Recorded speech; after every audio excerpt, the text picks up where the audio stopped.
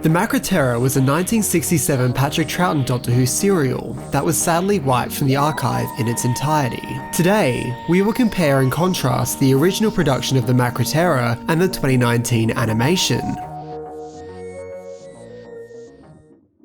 Episode 1 does not contain any surviving clips and only has telesnaps. A telesnap is essentially a screenshot but taken with the camera aimed at the screen of the original broadcast. The opening scene has a few extra shots than what would have been originally transmitted, and also has been extended by a few moments. Although the TARDIS landing scene was recorded on location, the rest of the scene was recorded in studio. In this animation, however, you can't tell the difference either way. What's the matter? Oh, they're a weird sort of folk. This episode also contains the infamous rough and tumble scene that was removed from the animated version. This scene had the Doctor and his friends be processed and cleaned up in order to assimilate to the colony. The Doctor flat out refuses, and is an underlining theme of rebellion within the character and why you must resist the colony's obsession with everyone being the same. Also, this is where Polly originally had a haircut, but instead she now had short hair from the very beginning. This scene was cut due to a lack of time and a quick turnover. This lack of time also explains why the characters stay in the same costume the whole time, except Ben. The design of the city was quite different to the original production. The base was still there, but a lot of added extras were put on top. One of the biggest changes was the interior of the city also being outside. But by doing this, we got a more interesting look inside the colony. And we also got some interesting lens effects due to this. Oh, I'm used to the dark, I like it. Here we are, Doctor. Although sometimes the designs were changed, most of the telesnaps actually do match. Such as the exterior of the city in this scene matches the telesnaps, but what's outside of this frame is all artistic license. The final scene is given a bit of a makeover, making the Macra reveal a bit more of a set piece than the original production. I was really surprised that they chose to go with yellow to do the titles, but after a while it's really grown on me. A lot of artistic liberty was taken with the lighting of this serial, with added practical lights, such as the hanging light in the pilot's office. Keep track on the entire colony. One of the more humorous additions is how they moved the pilot's button to be in the most uncomfortable place for him to reach, but who doesn't love a big red button? The sleep scene almost seems entirely accurate to what would have been, bar a few shots.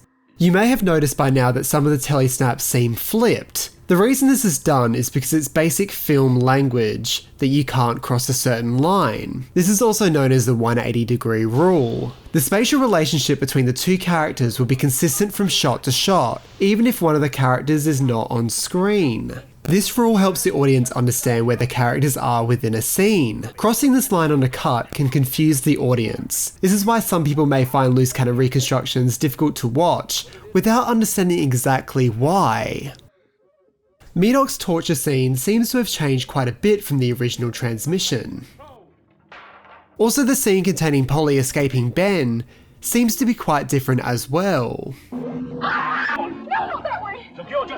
Episode 2 actually contains some surviving clips. They were discovered in 1996 by Damien Shanahan, when he discovered a whole bunch of sensor clips. Interestingly, the first surviving clip of Polly being attacked by the Macra has been completely ignored in the animation, and has been replaced with something a little more high-tech than what was possible on the original budget. Also, the original production only had one Macra prop, making a lot of these wide shots impossible to have done. Also, the animated Macra are a lot bigger and have legs compared to the original prop. Another sensor clip which contains the Fate Controller's death is also changed from the original.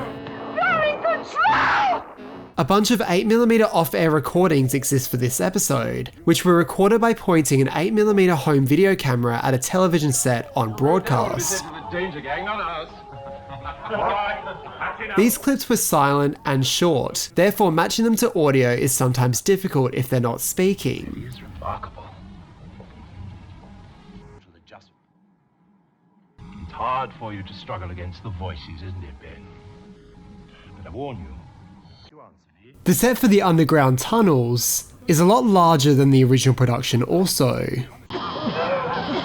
Originally, the Doctor scribbled notes on a pipeline in the room, But for the animation, the Doctor is using a transparent screen.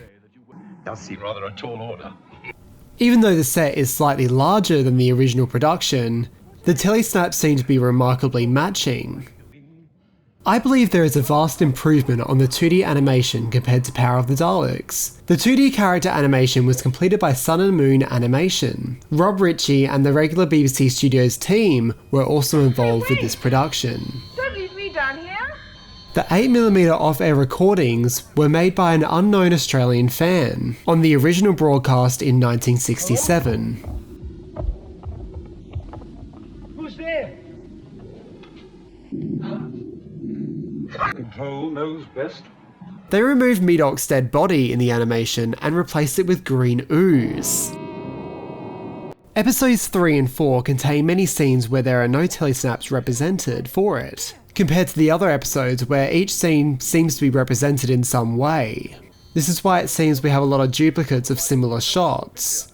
Old shaft up to that's where Jamie is. So they're going to pour this gas on. Control are not pouring this poison. Obvious, Polly, obvious.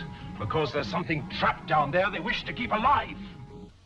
The scenes in the tunnel with Jamie and the Macra are quite different from the original, but it is understandable due to the lack of information in the telesnaps. This fact is even more noticeable in the final moments, where Jamie and the Macra have their cliffhanger moment.